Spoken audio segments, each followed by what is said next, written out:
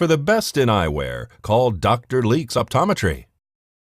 So we got the petitions together, went down Monday morning at 8 o'clock. A group of the committee was there, about 13, 14 people, and asked Mr. Peck, when are we going to validate these signatures so we can send the meeting notice out, which the deadline to do that, according to the bylaws, would have been Tuesday afternoon. And he said, well, we're not checking these over.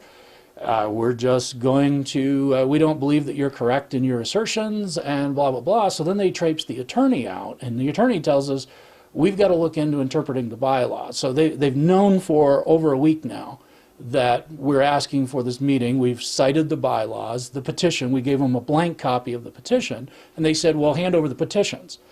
People forget these people, according to the Review Journal that I read, they quoted the Nye County Sheriff's Office that the Board of Directors is under criminal investigation still.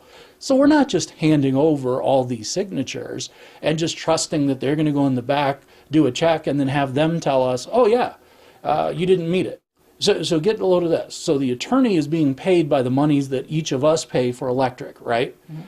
So then the attorney is there, hired by the board, paid through our monies, and is trying to stop us from being able to accomplish what the bylaws give us the right to do, which is a clear conflict of interest. And if you look at Corporate Policy 102 governing legal services, the lawyers hired by the firm have to represent everybody.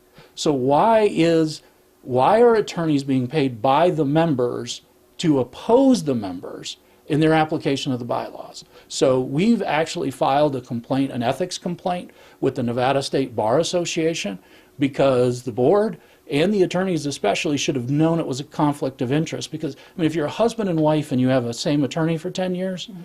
and you go to a contested divorce, can you really represent both of you fighting each other? Mm-hmm. No, it's a conflict of interest. The CEO, interim CEO, Richard Peck, is saying that you need to have your petition say that you're going for the 10% to remove the board. Our petition says both. It basically says that we are intending to recall the board at a special meeting.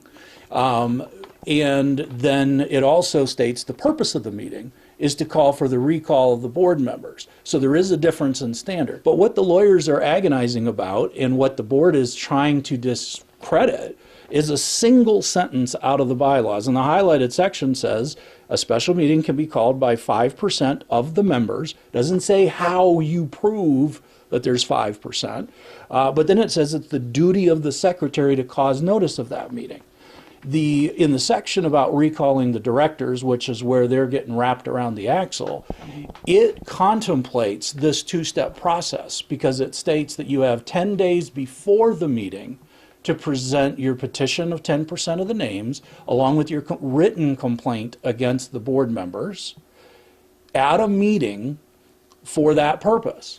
But you can't have a meeting unless there's 25 days advance notice. So there's no way that their interpretation is accurate